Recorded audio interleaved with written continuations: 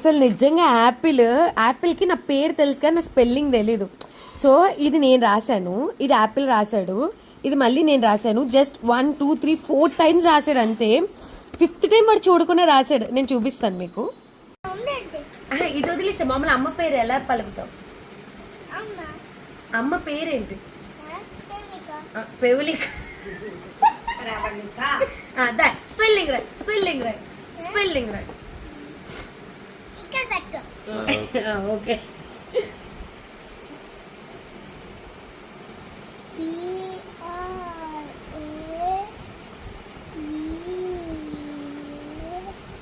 అయ్యో